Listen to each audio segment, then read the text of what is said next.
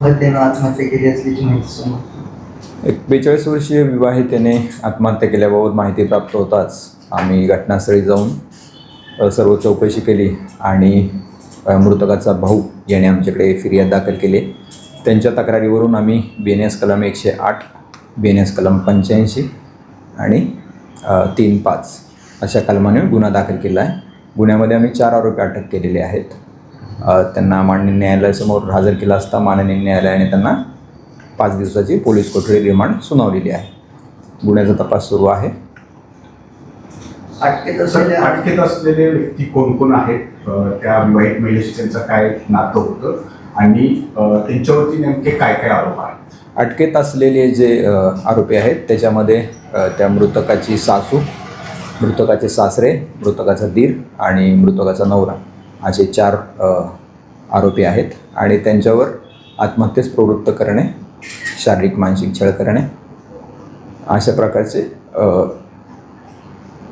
तक्रारी आहेत. गुन्ह्यावरीची कलम लावलेली आहेत, आपण छळवणुकीची लावलेली आहे. तर काय जाच होता, काय फिर्यादी म्हटलं आणि काय तपास त्या दृष्टीने करणार? फिर्यादीच्या तक्रारीनुसार फिर्यादीने सांगितलेलं आहे की त्यांच्या बहिणीला त्याच्या बहिणीच्या सासरचे लोक आर्थिक मागणीसाठी छळवणूक करत होते. त्याचप्रमाणे त्यांच्या वडिलांचे, मृतकाच्या वडिलांच्या प्रॉपर्टीमध्ये सुद्धा हिस्सा मिळावा म्हणून त्रास देत होते अशी तक्रार आहे.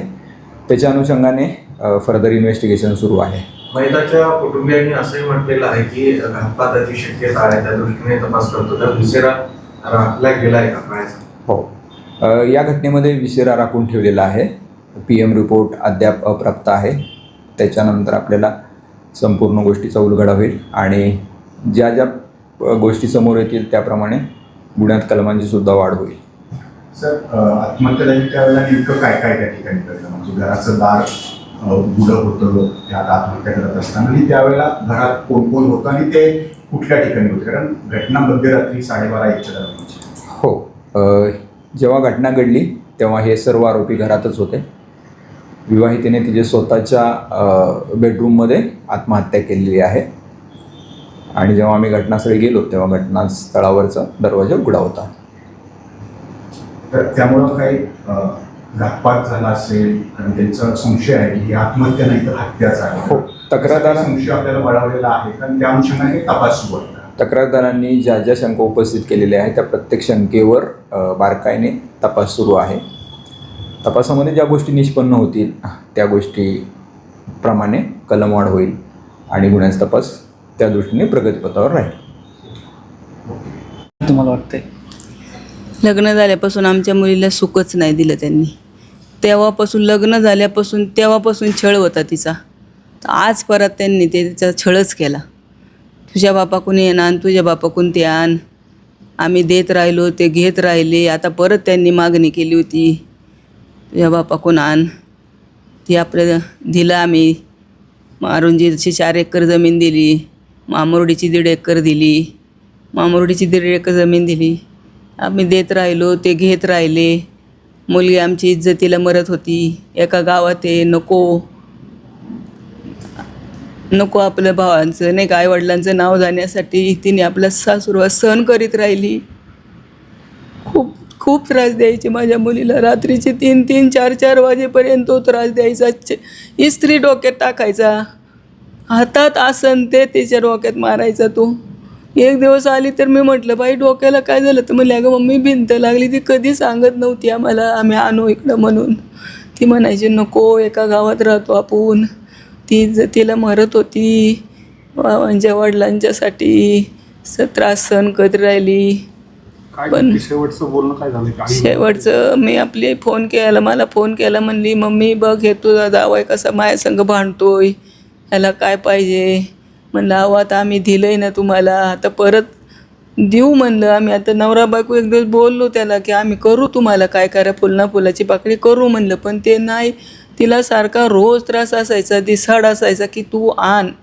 तू नाही आणलं, तुझ्या बापाकडून काय आणलं? लग्न झाल्यावर तू काय घेऊन आलीस का नाही आणलं?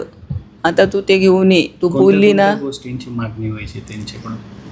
सगळे पैसे, प्रॉपर्टी म्हणजे नावावर तुझ्या, म्हणजे तुझ्या नावावर काय केलं तुझ्या वडिलांनी, काय आणलं लग्न झाल्यावर तू, सगळं असं.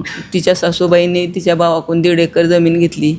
ते म्हणायचे, सासू म्हणायची मी नाही का 1.5 एकर जमीन घेतली, मला पुढे आता त्रास देतात, तसे तू पण आण मग तुला तो त्रास नाही देणार, असे तिला वारंवार ते सासू सासरे म्हणायचे.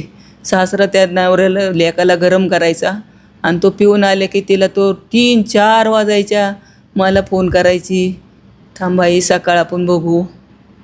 नाही, या सर्व घात- घटनेला कोण जबाबदार वाटतं? या सगळ्या घटनेला सासरा, घरातली 2-3 माणसं, दीर, नवरा, सासूबाई, हे जबाबदार. एक नेमकं जाऊबाई. कधी झाले, किती वर्ष झाले लग्नाला? लग्नाला आता 4 मध्ये झालं ना.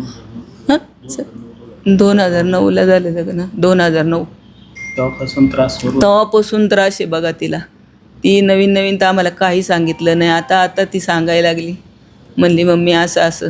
मी समजावलं, अहो देऊ आम्ही, करू आम्ही, तिला कशाला तुम्ही त्रास देता. आम्ही वारंवार सांगत होतो. आणि मीटिंग घेतली की गप्प बसायचा, रडायचा, नाटकं करायचं आणि परत 4 दिवसांनी हाय तेच करायचा तो. त्याचा तमाशा चालूच राहायचा. पोलीस पुढं- प्रशासनाकडे तुमची प्रमुख मागणी काय असणार आहे? काय नाही की त्यांना शिक्षा झालीच पाहिजे, तरच पुढच्या मुली वाचतील, नाही तर वाचणार नाही. लोकांना हात जोडून विनंती करते मी, आईबापांनो दारुड्याला मुलगी देऊ नका, नाही तर आमच्यासारखं तुम्हाला रडावं लागेल. दारुडे चौकशी करून मुली द्या, नाही तर तशा मुली सांभाळा तुम्ही घरात. सर्व्हिस करून तुमची पोटं भरतील लागलं तर, पण त्यांना देऊ नका तुम्ही. हात जोडून विनंती सगळ्यांना. ही दुसरी वैष्णवी झाली आता. पहिली वैष्णवी आमचीच होती, भावाचीच मुलगी होती आमच्या. तिला पण असंच केलं, मारहाण छळ सगळा करून याच प्रकार केला. यांनी सुद्धा माझ्या मुलीचा असाच केला, मारहाण. तिथली तेच मुलांना तो शिकवत होता की तू बी सासरवाडीकून घे. आम्ही देत राहिलो, ते घेत राहिले. शेवटी माझ्या मुलीला त्यांनी माझ्या मुलीचा खून केला 3 बापलेकांनी, असा माझा आरोप तुमचं काय मागणी असणार आहे? असा आहे. न्यायाकडे आणि काय- त्यांनी सासरवाडीची जमीन घेतलेली आहे हिस्सा, तो हिस्सा आमच्याकडे बी लेकाला सांगायचा, दारू पाजायचा, तो बी प्यायचा आणि लेकाला बी पाजायचा आणि हिस्सा घे म्हणायचा. आणि माझ्या मुलीला रोज मारहाण करायचा, घराच्या बाहेर काढायचा. असल्या चोरांना मुली देऊ नका. कधी त्यांनी तुम्हाला सांगितलं का पुढं अशा प्रकारचा त्रास की होतो? सावध व्हा लोकांनो, की अशी जरा बघून द्या. असल्या चोरांना मुली देऊ नका. मुलीचं वाटोळं होतंय. असे प्रकरणं आमच्या वाकडमध्ये अजून एक घडलेलं आहे याच्या आधी, आणि परत हे दुसरं घडलं आहे. मेन उत्तम गवारे, सचिन गवारे आणि संदीप गवारे संजय यांना सुटका झाली नाही पाहिजे. आमच्या अशी इच्छा आहे. बाकी काय नाही. त्यांना देत राहिलो, घेत राहिले, तरी माझ्या मुलीला त्यांनी माझ्या मुलीचा खून केलेला आहे. आमचा हा आरोप आहे.